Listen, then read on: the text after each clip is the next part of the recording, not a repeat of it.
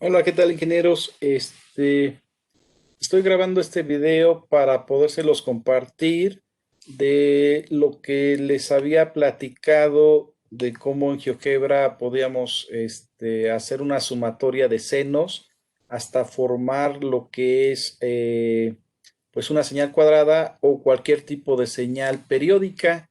Y si la señal no es periódica, pues por lo menos sí en un periodo de tiempo, también se podría hacer con recortes de ondas sinusoidales. Pero pues aquí el objetivo es que recuerden este concepto que toda señal está formada por señales sinusoidales, a excepción de lo que es corriente directa o una constante, al final de cuentas es lo mismo, y que el análisis de Fourier explica esa parte. ¿Se acuerdan que les había mencionado? Este es la parte de la componente corriente directa y está la sumatoria de senos y cosenos. Literalmente toda señal se forma ya sea de senos o de cosenos, dependiendo si es una señal par o si es de una señal impar. Si la señal es par, entonces sería sumatoria de cosenos. Si la señal es impar, entonces sería una suma de senos. Si la señal no cumple con ser par o impar, pues entonces tendría que ser un compuesto de senos y cosenos. No sé si recuerden que es una señal par o una señal impar. Entonces, y no se los llegué a mencionar el día sábado, si lo ubicaban. Aquí voy a hacer, por ejemplo, una gráfica. Bueno, lo voy a poner mejor de otro color para que sea más visual. Este, este lo voy a borrar. Eh, una señal par es la que tiene un reflejo idéntico en la parte positiva y negativa. Por ejemplo, si yo quisiera decirles una señal cuadrada en el dominio del tiempo que se represente como una señal par, digamos que esto es en el dominio del tiempo, este es el voltaje, la señal cuadrada es exactamente así, la que estoy dibujando, la cual es periódica. Esta señal, no sé si ubican, es una señal par. ¿Por qué es una señal par? Porque vamos a suponer que este cuadrante, recuerden cómo son los cuadrantes en un plano cartesiano, cuadrante uno, el cuadrante 2 del plano cartesiano, el cuadrante 3 y este último sería el cuadrante número 4. Si nosotros decimos que la señal par es par, quiere decir que si yo doblara, ah, ok, a ver, voy a activar mi cámara, creo que también se graba, para explicar esa parte. Espero haya suficiente luz aquí, en mi cuarto. Pero ubiquen que la señal par, si ven los cuadrantes, esta parte es idéntica a esta parte. Entonces hagan de cuenta que es como si yo tuviera una hoja, la doblara, digamos que esta parte la doblara, la pusiera así y es idéntica. Entonces es exactamente eso, es una señal par. A diferencia que una señal impar, tendría que verla así y después doblarla así. O sea, veamos primero la señal par, como realmente es como si yo abriera un libro y lo que veo del lado izquierdo es idéntico a lo que yo veo del lado derecho. Si visualizan aquí el plano cartesiano, el cuadrante uno sería idéntico al cuadrante 2 si lo doblo. Y el cuadrante 3 es idéntico al cuadrante 4 si lo llego a doblar. Por ejemplo, esta señal cuadrada sería una sumatoria de cosenos. Lo voy a poner de otro color. ¿Por qué de cosenos? Bueno, si se fijan es bastante visual. Un coseno es una señal par. Es precisamente la sumatoria, esta sería la frecuencia fundamental y ya después de ahí serían sus respectivos armónicos. Pero si se fijan, el coseno también cumple que es idéntico el cuadrante 1 al cuadrante 2 y el cuadrante 3 es idéntico al cuadrante 4 en el dominio del tiempo. Entonces, una señal par siempre va a ser representada en la serie de Fourier con sumatoria de cosenos, como está aquí. ¿Ok? Ahora, ¿qué pasa si la señal es impar? Fíjense, yo lo que voy a hacer es recorro el eje y ahora esto ya es una señal, pues tampoco será impar, es que tiene una componente de corriente directa y voy a quitarle la componente de corriente directa. Listo, con eso ya estoy quitando la componente de corriente directa. La otra tendría que ser una suma de cosenos con una componente de corriente directa. Con eso estoy quitando la componente de corriente directa y se puede visualizar mucho mejor porque es una señal impar. Si se fijan, ahora con respecto al origen, entonces, si se fijan, es bastante perceptible, lo voy a poner con otro color, es bastante perceptible que ahora la señal sinusoidal es seno. Recuerden cómo es un seno y cómo es un coseno. O sea, el seno empieza así la señal sinusoidal y el coseno es así la señal sinusoidal. Si veo el espejo en tiempo, este sería un seno y este sería el coseno, ¿no? Esto con respecto al dominio del tiempo. Entonces, si se fijan, ahora ya sería un seno la señal verde, porque la señal roja que representa una señal cuadrada también coincide que es impar. El impar es, digamos que el cuadrante 1 ahora realmente sería un espejo del cuadrante 3 y el cuadrante 2 es un espejo de lo que es el cuadrante 4. Entonces, si ven mi cámara, es como que yo hiciera un doblez en la hoja así y después así. Y ya hago match en la señal. Si se fijan, aquí hay una señal cuadrada que es un espejo ahora hacia acá, hacia la parte negativa en tiempo y la parte negativa en voltaje. Es decir, tanto en eje de las X como en el eje de las Y, se invertiría el signo, ¿no? De positivo a negativo y lo que es negativo se vuelve positivo. Espero con eso haya explicado qué es una señal par, que es una señal impar. Todas las señales pares son sumatorias de cosenos, todas las señales impares son sumatorias de senos. Si está hacia arriba o hacia abajo y no se nota la paridad entonces es porque hay una componente de corriente directa. Se fijaron, yo la señal cuadrada la tuve que centrar, quitándole la componente de corriente directa y ya era visible que la señal era impar, ¿ok? Pero, por ejemplo, no sé, la señal puede ser triangular. Esta señal triangular, si se fijan, ¿qué sería? ¿Una señal par o una señal impar? Si se fijan, esto es una señal par. Este es idéntico a este y tendría una componente de corriente directa. En cambio, si la señal triangular fuera así, esto sería, no, este también sería una señal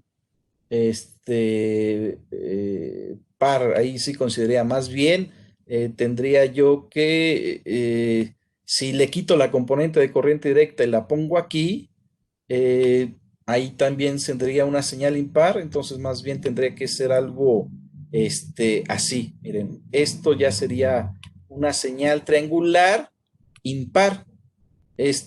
Señal es positiva y se ve el espejo hasta el cuadrante 3 número 3 en negativo, invertido. ¿Ok? Bueno, eso es algo de geometría nada más, de gráficas, el entendimiento de que es una señal par o impar. Lo quería agregar para entender que el análisis de Fourier va contra señales, tiene esa lógica matemática de que una señal par, pues se tiene que sumar ondas sinusoidales pares. Una señal impar, pues se tiene que sumar ondas sinusoidales, una impar, pues tiene que ser por ondas sinusoidales impares. Si la señal no cumple ni con paridad par o impar, ni siquiera quitándole la componente de corriente directa, entonces, no sé qué podría ser, a lo mejor ustedes podrían decirme cuál señal no sería ni par ni impar. Entonces, veamos algo así, miren. Si se fijan, yo voy a poner algo así. No sé, después algo así, así, y ya después lo empiezo a repetir. Si se fijan, yo por más que le busque esto, si lo quiero ver como espejo, no es idéntico, si lo quiero ver acá, tampoco es idéntico. Entonces yo hago esta señal periódica, repetitiva, me refiero. Entonces, pues ya va a tener que ser una sumatoria de cosenos y de senos, ¿ok? Bueno, toda esta fórmula, yo les dije, no es algo que tengan que aprenderse, no, no se me espanten.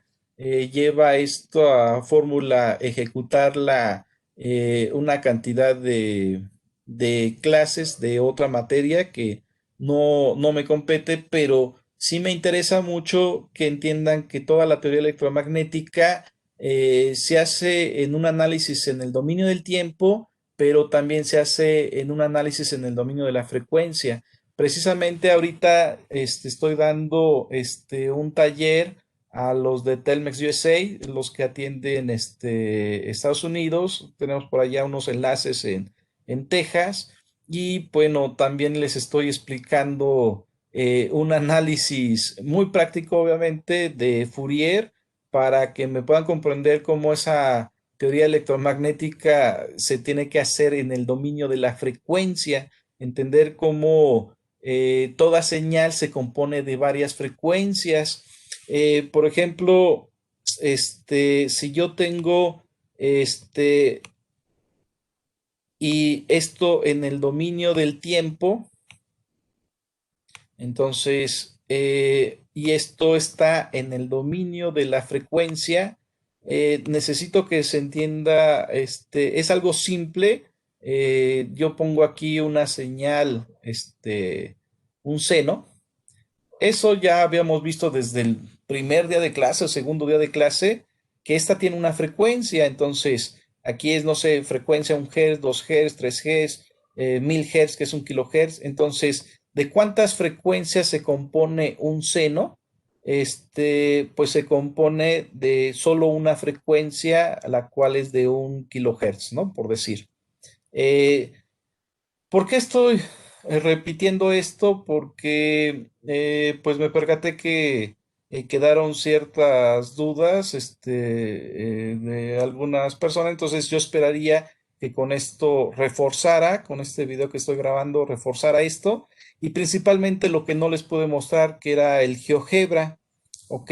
Entonces, digamos que si yo le sumo aquí otra señal sinusoidal de una frecuencia diferente, cualesquiera, entonces, pues entonces forma, aquí esa ya es de 3 kHz, pues entonces aquí hay una de 3 kHz, pero de menos amplitud, porque acá también tiene menos amplitud. Si yo aquí le pongo una frecuencia muy grande, no sé, de 10 kHz y menos amplitud, bueno, pues acá se vería reflejada una frecuencia de 10.000 Hz con una amplitud menor.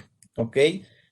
La transformada de Fourier lo único que hace es decir cómo sería ahora la gráfica que en teoría está en tiempo, cómo la visualizaría yo en frecuencia, que no es más que toda la gama de frecuencias que en conjunto representan la gráfica en el dominio del tiempo, que es la que más acostumbramos a mencionar. En teoría electromagnética, ¿por qué se hace mucho un análisis de frecuencia? porque hay muchas cosas que no visualizamos en tiempo y en frecuencia sí. Obviamente hay otras que se ven más en la gráfica de tiempo y en la de frecuencia no. Entonces, recuerden que un equipo de medición que quiere ver una onda electromagnética en el dominio del tiempo, pues se llama osciloscopio, pero si queremos ver esa misma onda electromagnética en el dominio de la frecuencia, entonces quien lo grafica el equipo de medición se llama analizador de espectro, pero si esa onda electromagnética es luminosa, entonces se llama analizador de espectro óptico. Los analizadores de espectro óptico son muy, muy caros. Y pues no cualquiera llega a tener eso. Yo lamentablemente alguna vez el que yo tenía asignado, lamentablemente me lo robaron. Por eso les digo, se los comento porque pues fue algo muy, muy frustrante para mí por el precio que tenía ese equipo de medición. Entonces, nada más para que se den una idea, ese equipo de misión valía cerca del 1 millón de pesos, ¿no? Entonces tuve que meter el seguro y todo eso. Y bueno, ese es otro rollo, pero se los quería compartir, para que ubiquen cuáles son los equipos de medición y pues lo caro que pudieran llegar a ser. ¿Ok? Bueno, aquí si se fijan la señal cuadrada que estoy mencionando es una señal que si se fijan y la dibujo en el eje de las X hacia la parte negativa, pues así se complementaría. Y si se fijan, esto es una señal impar, que significa que es una sumatoria de senos, no de cosenos. Y aquí se ve como son puros senos, en ningún lado estoy dando como resultado algún coseno intermedio y que en específico no tiene componente de corriente directa porque el promedio, fíjense cómo lo dibujé mal, realmente es hasta acá la señal, este, porque si se fijan, la sumatoria de todos los voltajes positivo y negativo, promedian cero. Entonces, así como a veces hay positivo, a veces hay negativo, positivo, negativo, el promedio pues sería 0 volts. Pero si la señal, el promedio no suma 0 volts, entonces a eso sería una componente de corriente directa y eso se sumaría como una constante. Aquí no hay una sumatoria de una constante. Esto no es una constante, esto es un factor, ¿no? No es de los senos, de la amplitud del seno que quiero representar. Esta es la frecuencia que es idéntica a la señal cuadrada en senos y eso sería sus respectivos armónicos. Otro seno, pero con una frecuencia más alta. Siempre los armónicos son una frecuencia más alta, ¿ok? Entonces, yo había mencionado esta gráfica, ¿se acuerdan? No sé si se fijan la diferencia con la gráfica anterior. Yo antes nada más estaba dibujando el eje positivo del tiempo, pero cuando yo estoy dibujando el eje negativo del tiempo, entonces vamos a suponer la señal cuadrada es así, y pues las reglas de una señal impar es que también en el dominio de la frecuencia también se vuelve impar o par. Entonces, aquí lo que dice es, esta sería la frecuencia específica, armónicos, pero así como hacia acá es idéntico, hacia acá también es idéntico. Entonces, si se fijan también hacia la izquierda, uno va a decir, oye, ¿a poco frecuencias negativas menos 1 kHz? No, realmente no, pero da la casualidad que matemáticamente, pues sí sale, ¿no? En el análisis de Fourier.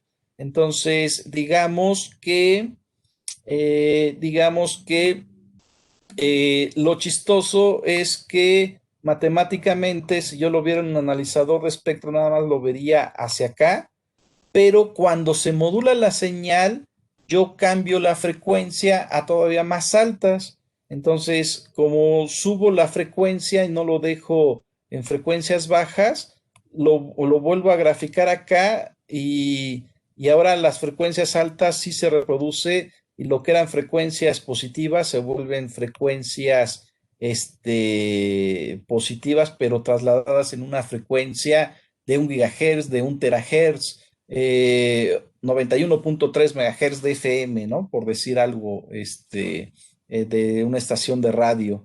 Entonces, lo único que estoy tratando de mencionar aquí, que creo que es de lo que yo quiero suponer que quedó a medias, aunque todos en clase me dijeron que sí, ya después vi que algunos sí llegaron a tener, pues, a lo mejor no confusión, pero sí que no asentaron, después de horas no quedó tan asentado, pero si se fijan, cada uno de estos piquitos es una frecuencia. La sumatoria de los senos, pues es ahí una frecuencia, y si yo manejo la envolvente, o sea, como están cambiando, está la sumando todas las frecuencias, entonces es como si yo viera la señal continua de esta manera. ¿Ok? Entonces, déjenme mostrarles el GeoGebra. El GeoGebra también, según yo lo estoy compartiendo. Ahorita estoy utilizando una aplicación que se llama Webex. Me gusta también mucho. Yo lo utilizo mucho para dar cursos. Y en este Webex creo que ya estoy aquí visualizando GeoGebra. Estoy poniendo yo cada uno de los elementos, de los componentes de la función. Primero la frecuencia fundamental, todas multiplicadas por 4pi. Y déjenme aquí ponerlo. Si se fijan, esta es la frecuencia fundamental, el seno con una cierta frecuencia y que en específico tiene este factor de amplitud. Este es el primer armónico donde, si se acuerdan, era el triple de frecuencia, pero también la tercera parte de amplitud. 5 veces más frecuencia, 5 veces menos de amplitud. 7 veces más frecuencia, 7 veces menos amplitud, y así sucesivamente. Si yo me cambio acá a la presentación donde yo les estaba indicando, ya perdí, no es en PDF, aquí está.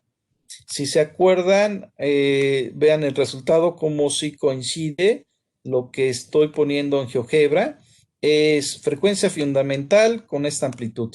El triple de frecuencia, entonces tengo que, pero la amplitud debe de ser la tercera parte, como dice aquí, 5 veces más frecuencia, la quinta parte de amplitud, ¿ok? Entonces, y así de manera infinita para que quede una señal cuadrada perfecta, ¿ok?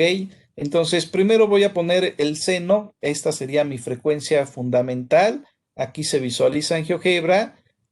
Después voy a poner el primer armónico que tiene 3 veces más frecuencia y por consiguiente 3 veces menos amplitud. Aquí se ve bastante claro como aquí, por ejemplo, este es un ciclo que llega hasta acá, pero en la señal azul, pero en la señal roja, ¿cuántos ciclos hay? Hay uno, hay 3 ciclos en el mismo tiempo. Entonces estoy triplicando la frecuencia, pero estoy haciendo que la amplitud sea la tercera parte. Ahora, si yo agrego ahora el segundo armónico, o sea, aquí se ve una señal 5 veces menos amplitud que la señal fundamental y por consiguiente 5 veces más frecuencia, 5 ciclos. Y así voy agregando más armónicos, más armónicos, más armónicos. Y ahí estoy poniendo la frecuencia fundamental con 5 armónicos que sí son esenciales. Y fíjense, lo que voy a hacer es hacer esa sumatoria. Voy a ver que vean cómo queda la sumatoria. Fíjense aquí, voy a ponerles la sumatoria de la frecuencia fundamental con su primer armónico. Si visualizan, estoy utilizando la frecuencia fundamental, que es f de x, con el primer armónico, que es g de x, y esa es la que ahorita les estoy proyectando con GeoGebra. Si se fijan, entonces ya la onda sinusoidal ya no es así, esa es la fundamental. cuando le estoy sumando la otra, entonces automáticamente se vuelve como, como sale ahí en GeoGebra, ¿no? Ya no es algo que esté haciendo yo. Ahora, si se fijan, ahora voy a poner la frecuencia fundamental que es f de x con dos armónicos y vean cómo empieza a aplanar. Se empieza a aplanar el seno, y cada vez se empieza a parecer más a una señal cuadrada. Entonces, ahora voy a poner con otro armónico y vean cómo la señal se parece más a una señal cuadrada. Por ejemplo, ahorita que estoy sumando f de x, que es la señal original, con su primer armónico, segundo armónico, tercero y cuarto armónico. Ahora voy a meterle otro armónico más y si se fijan, vean cómo cada vez se parece más a una señal cuadrada.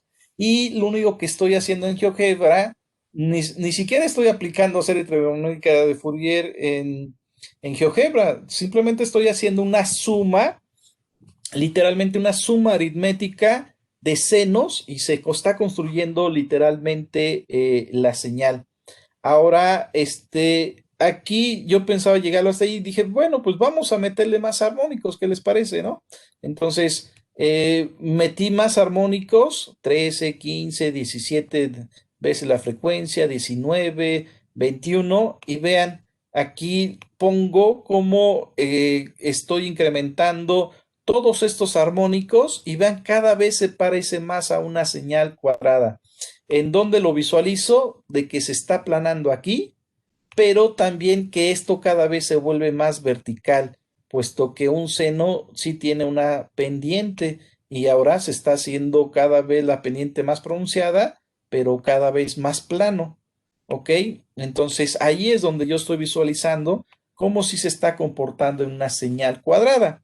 Ahora, esta señal cuadrada es una señal sin componente de corriente directa, es decir, no hay voltaje de corriente directa.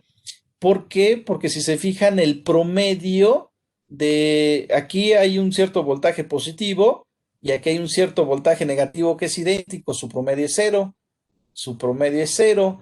Pero, ¿qué pasa si yo le pongo una componente de corriente directa?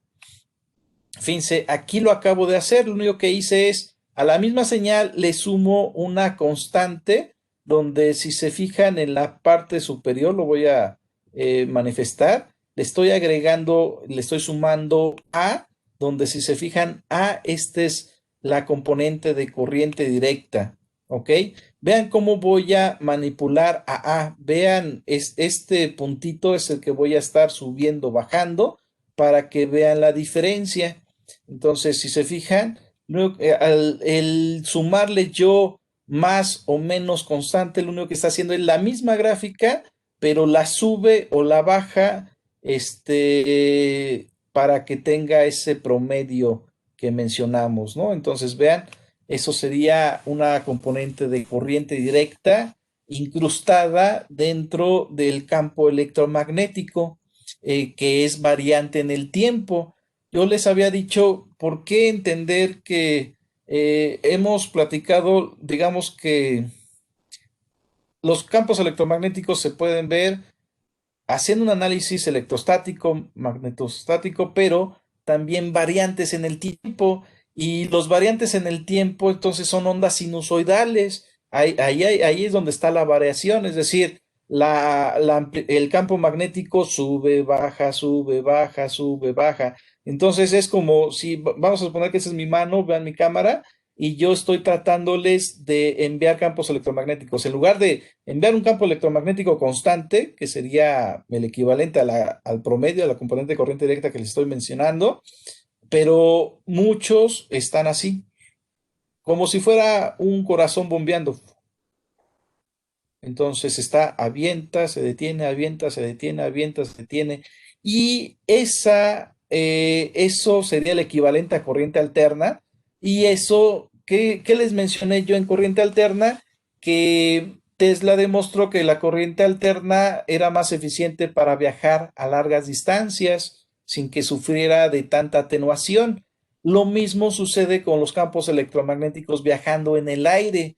Yo quiero que viaje la onda electromagnética, por el aire a metros, a kilómetros, a miles de kilómetros de distancia. Si yo mando un campo electromagnético primero, constante, llegaría a solo unos centímetros. Y lo vimos en varios, ejemplos, donde visualizamos que teníamos que estar muy cerca, ¿no? ¿Se acuerdan de los videos que hemos visto? Pues todo era ahí muy cercano, pero ahora detectar el campo electromagnético, por ejemplo, que llegue del espacio, que llegue del sol, que llegue de alguna estrella, pues entonces tuvo que viajar variante en el tiempo para que pudiera viajar tanta distancia y aún así sufrió pues una gran atenuación, ¿ok?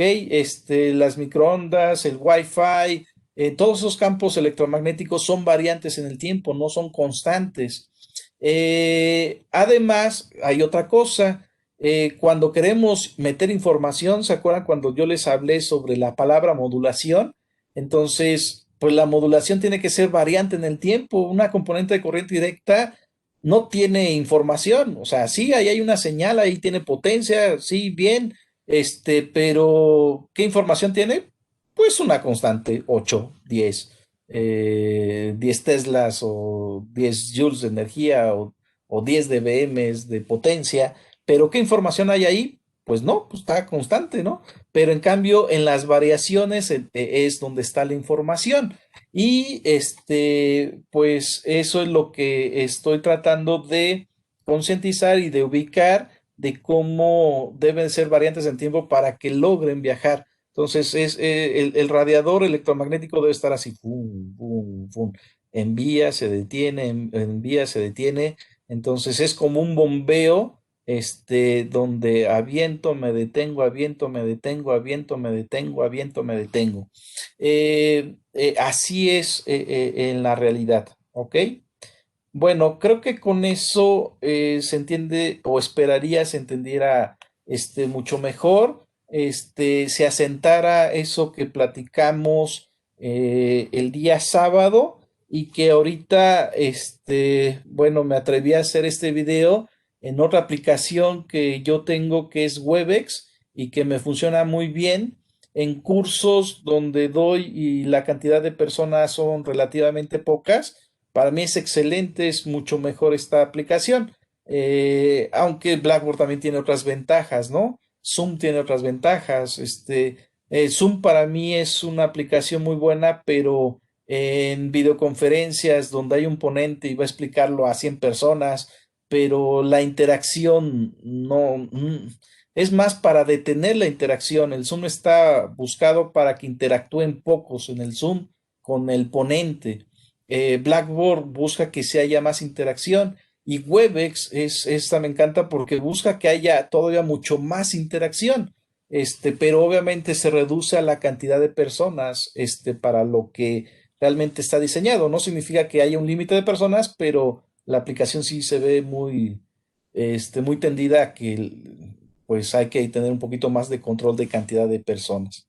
Y bueno, yo les, para complementar, para que no se pierdan de lo que vimos el sábado, en la segunda parte, aquí se acuerdan que yo les mencioné que aquí es una frecuencia, otra frecuencia, otra frecuencia, y toda la gama de frecuencias era esta, donde el ancho de banda, pues es el rango de frecuencias en donde realmente estoy metiendo la información, y que abajo siempre había un cierto ruido que era natural, que no hay manera de eliminarlo por completo, más bien es controlarlo para saber que ese ruido no llega a afectar. Es decir, que la potencia que yo tengo debe de ser muy separada del ruido que existe, lo cual se le llama relación de señal a ruido.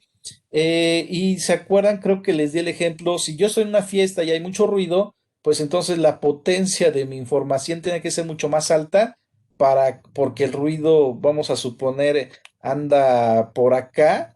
Entonces, si el ruido de la fiesta está por acá, no me sirve de nada tener este nivel de potencia. Yo entonces voy a necesitar pues prácticamente gritar, ¿no? Y tener mucho más potencia. Si es a las 3 de la mañana o por ejemplo ahorita no tengo prácticamente ruido, es ya, ahorita son las 10:09 p.m. Estando en mi cuarto, entonces no hay prácticamente ruido. El ruido vamos a suponer que a lo mejor está por acá, entonces a lo mejor el nivel de potencia de las señales sinusoidales que forma la información pueden de ser de menos potencia, puesto que no hay ruido que me pueda confundir en la legibilidad de la información. ¿Ok? Y bueno, según entiendo, lo de los 3 dB sí quedó comprendido, que manifiesta el raíz cuadrático medio, puesto que esto sería el equivalente a la potencia pico y esta es a la potencia promedio, que son 3 dB abajo, y el ancho de banda se mide en este nivel de potencia, que son 3 decibeles. ¿Se acuerdan? No voy a repetirlo todo. Creo que eso sí lo repetí, creo que eso sí se comprendió. Se mide con respecto al raíz cuadrático medio en toda señal variante en el tiempo se mide con respecto a la potencia promedio de la onda sinusoidal y no, bueno, más que promedio, raíz cuadrático medio, que quedamos que el seno de 45 es 0.7071, voltaje por corriente 0.7071 por 0.7071 es alrededor es 0.5 y eso significa que es el 50% de la potencia pico. La potencia pico, fíjense, hay que tener mucho cuidado con qué niveles de potencia nos arrojan. Les voy a decir un ejemplo. Eh, Voy, no sé, a Electra, porque a lo mejor ahí nos pueden chamaquear más fácil. Bueno, en Liverpool, Palacio también, pero compro un sonido estéreo, bla, bla, bla, me dan las bocinas y me dicen, mira, estas bocinas, marca Acme, no Sony o no, una marca buena, transmite de 4000 watts de potencia y en cambio aquella nada más son 200 watts. Entonces, uno que no sabe, voilà, dices, pues me voy por esa que es de 4000 watts de potencia y no la de 200. ¿Cómo es posible que la Sony valga tan cara y nada más dice que son 200? A lo mejor estoy dando un ejemplo muy drástico de diferencia, pero es importante que logramos ubicar. Estamos hablando de este valor, de aquel valor en potencia. Ahí en acústica hay algo que se llama PMPO, Peak Musical Power Output, que son la música, son variaciones y de repente pues brincas. Entonces te dice, este sonido estéreo te puede dar este valor pico.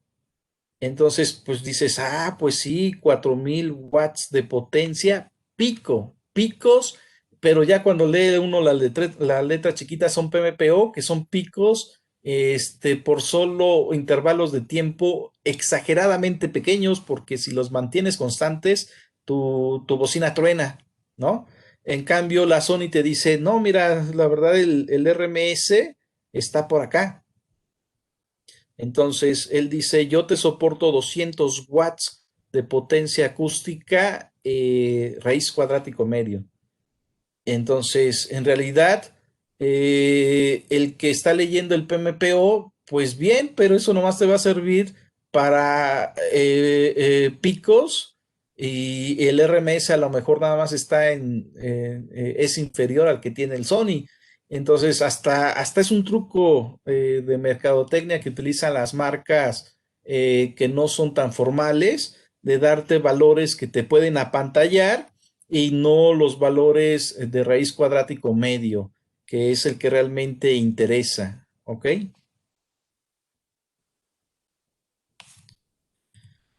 Y bueno, aquí les había mencionado algunas otras gráficas para entender lo que es el ancho de banda y los niveles de potencia.